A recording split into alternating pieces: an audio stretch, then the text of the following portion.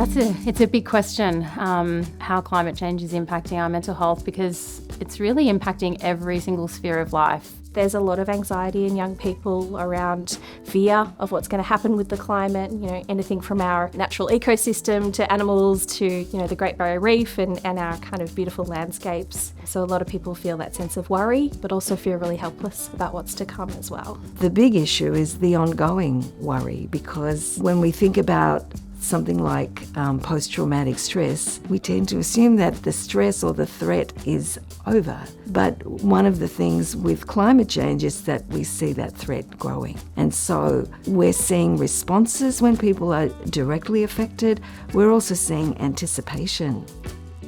Feeling the threat of climate change involves a whole host of difficult emotions. Common feelings include fear, anger, guilt, grief, and helplessness.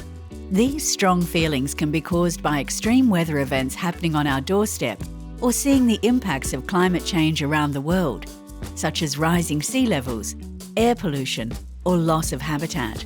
Distress in response to the existential threats and fear for the future are also common.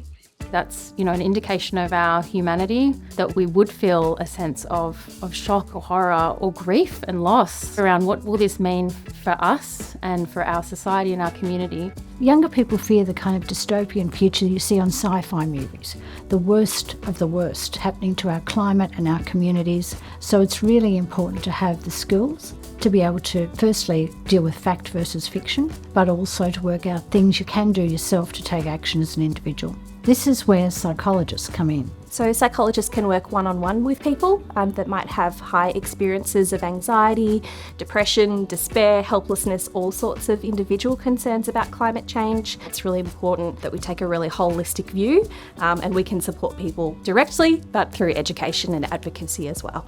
We are in an unprecedented situation. We don't have the answers for everything. Education is critical because we have to learn our way out of it.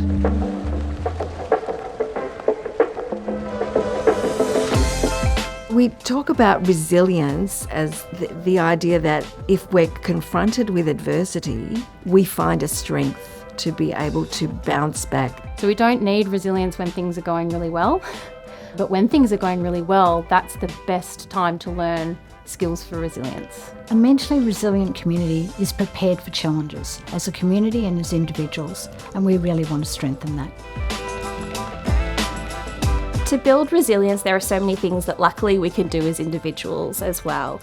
We can look after our own mental health, we can check in on our early warning signs, we can stay healthy, we can make sure that we're moving our bodies. When we act out of fear, we don't use our cognitive capacity to full extent, and we also don't make the most rational choices. People start to get a sense of franticness to take action, and they're not necessarily sure what action they're taking or what they're doing. Take a deep breath, concentrate on grounding yourself and dealing with what is immediately in front of you in the present. If you're feeling distressed, listen to yourself, listen to what you might need in that moment.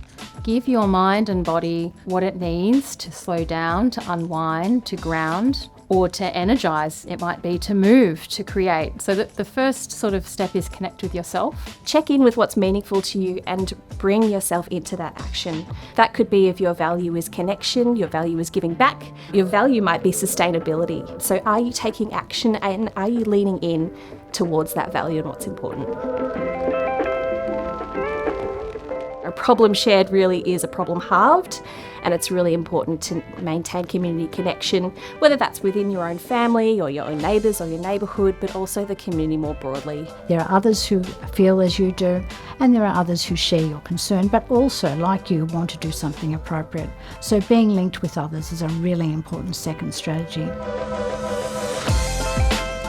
The third realm of connection is with the more than human world, to connect back in with the sky, with the soil, with the streams, with the ocean, just getting to know your pocket of nature. There's something biophilic, which means we have a connection to nature, an innate connection to nature that can be quite calming. It has a grounding effect. And these things are not in isolation. I think there's a difference between going out in nature saying, okay, I'm going to do this to make me feel better, versus I'm out here to connect with this earth and to be a part of it.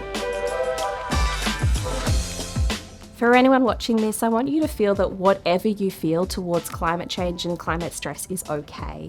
I want you to share that. I want you to know that there's always options for support. And I want you to know that there is information out there. There are people who care out there. This is an existential issue for humanity as a whole. It is not you. And you can't take on the whole thing, but you can connect with others. You are not alone. Psychologists are here to support you, to provide you with resources and guidance to deal with your concerns and issues around climate change, and to support communities developing any strengthening strategies to deal with climate change issues. Love is a vastly untapped human resource. The key takeaway, I guess, is holding the crisis with love. That's how I want to feel, anyway. For more resources, information and ideas, click on the link below.